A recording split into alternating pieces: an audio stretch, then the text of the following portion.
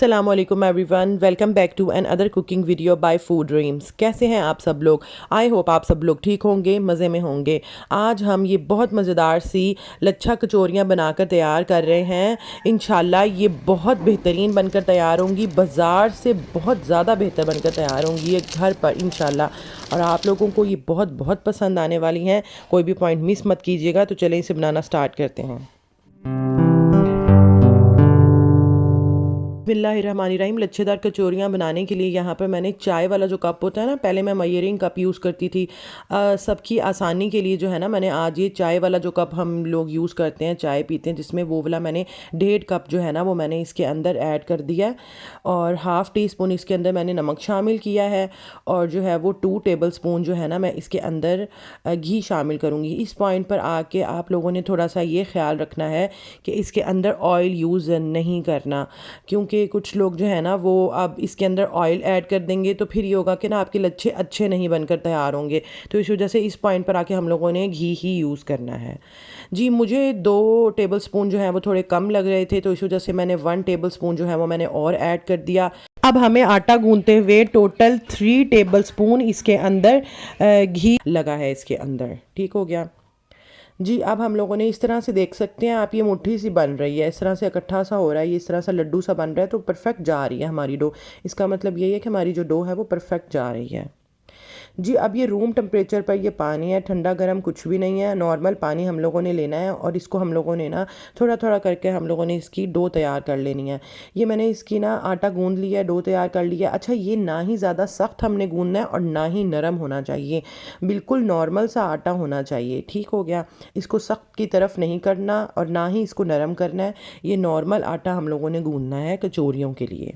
अब हम लोग इसे ढककर जो है ना वो 30 मिनट के लिए ना छोड़ देंगे। जितनी देर हमारा आटा सेट हो रहा है, हम अपनी स्टफिंग की तैयारी कर लेते हैं। अच्छा जी, कचौरियों की स्टफ़िंग के लिए मैंने यहाँ पर 1.5 पाव जो है वो मैंने ले लिया है चिकन, बोनलेस चिकन। इसको मैंने बॉईल कर लिया, थोड़ा सा नमक 1/4 टीस्पून नमक ऐड करके। ठीक है। अब मैंने यहाँ पर 2 से 3 टीस्पून जो है वो मैंने ऑयल शामिल किया। इस पॉइंट पर आप आकर घी ऑयल कुछ भी यूज़ कर सकते हैं। मैंने इसके अंदर चिकन ऐड किया है बॉयल किया हुआ, आप चाहें तो बीफ या मटन भी यूज़ कर सकते हैं। और अब जो है अगर ये पानी का छींटा डाल दीजिएगा अगर आपका चिकन नीचे से लगने लगे तो।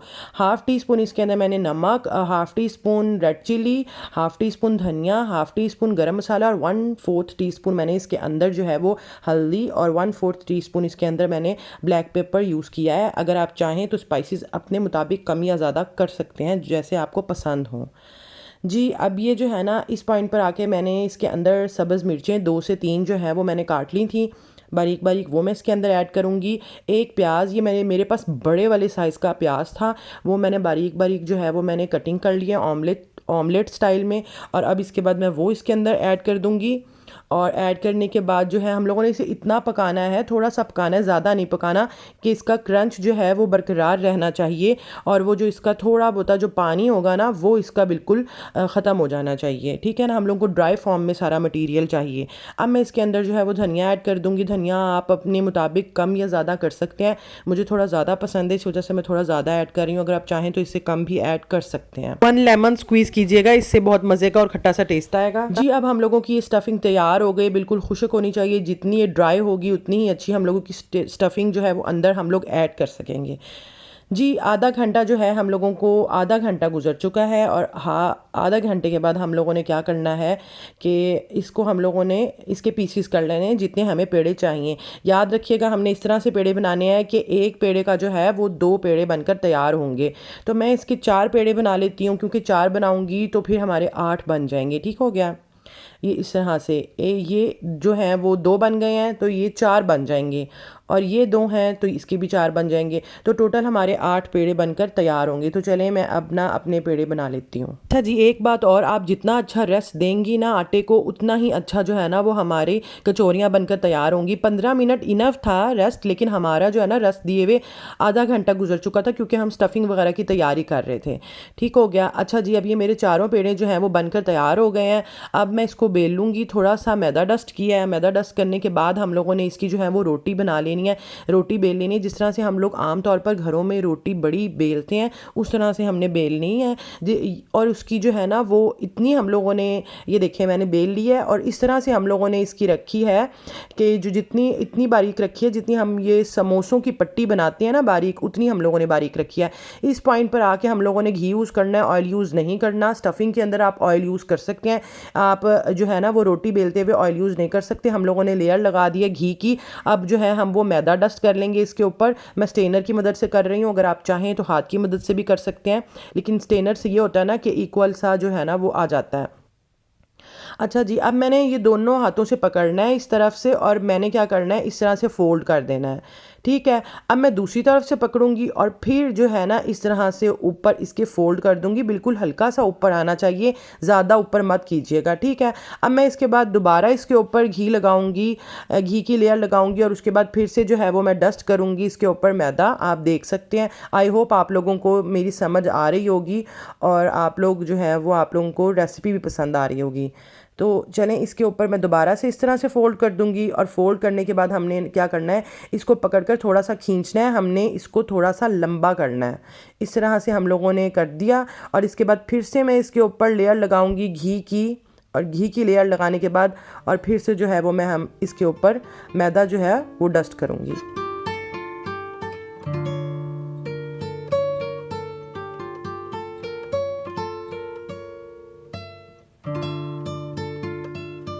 जी मैदा डस्ट हो गया। अब हमने क्या करना है, इसको फोल्ड करते जाना है इस तरह से पकड़ कर, थोड़ा सा दबा दबा के हम लोगों ने इस तरह से ना अंदर करके फोल्ड करना है ताकि कोई गैप वगैरह ना रहे, क्योंकि हमारा जो पेड़ा है ना वो बिल्कुल परफेक्ट बनकर तैयार हो, ताकि फटे वगैरह नहीं कहीं से ना हम लोगों का। ये देख सकते हैं आप, इन दोनों से जो है अंगूठा और उंगली को इस तरह से पकड़ लेना है और इस तरह से हम लोगों ने दबाते जाना है ताकि हमारा पेड़ा बिल्कुल इक्वल बनकर तैयार हो।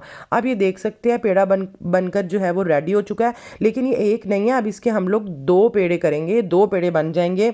कोई भी आप लोगों ने जो है वो नाइफ़ ले लेनी है, लेकिन वो थोड़ी सी शार्प होनी चाहिए, क्योंकि हम लोगों ने तेज़ छुरी से ही हम लोगों ने इसको काटना है, वरना हमारा जो पेड़ा है वो डिस्टर्ब हो जाएगा, ख़राब हो जाएगा।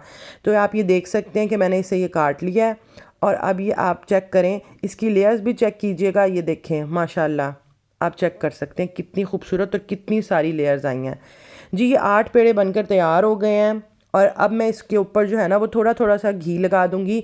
घी मैंने इसलिए लगाया था क्योंकि जो है ना इसके ऊपर पापड़ी वगैरह ना जमे, और इसको 10 मिनट के लिए मैंने रेस्ट दिया और 10 मिनट के बाद जो है अब वो हम बनाना स्टार्ट कर देंगे। अच्छा, एक पॉइंट ये है कि आप खुशका डालें और उसके बाद इसे बेल लें।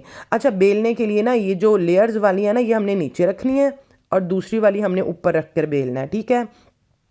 अगर आप खुशका लगा के ना बेलना चाहें तो आप घी भी लगाकर इसे बेल सकते हैं, उससे बल्कि ज़्यादा खूबसूरत जो है वो लेयर्स आएंगी, लेकिन इसकी लेयर ज़्यादा ख़राब नहीं होती, इस वजह से मैं खुशका ही लगाकर जो है ना वो मैं इसको बेल लूँगी, ठीक है।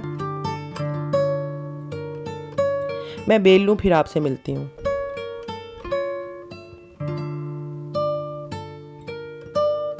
जी आप ये चेक कर सकते हैं, मैंने बेल लिया। अच्छा, बेलने के बाद मैंने यहाँ पे क्या किया, कटोरी ले ली एक, आप कोई सी भी ले सकते हैं, और वो जो लेयर्स वाली थी ना हमारी, वो हमने लेयर नीचे रखनी है, नीचे वाली तरफ रखी और हमने इस तरह से कटोरी के ऊपर रख लिया ताकि हमारी जो स्टफ़िंग है ना वो अच्छे से हम लोग ऐड कर सकें, ठीक है। अब हम लोगों ने स्टफ़िंग ऐड करनी है। स्टफ़िंग आप अपनी मर्ज़ी के मुताबिक कम या ज़्यादा कर सकते हैं।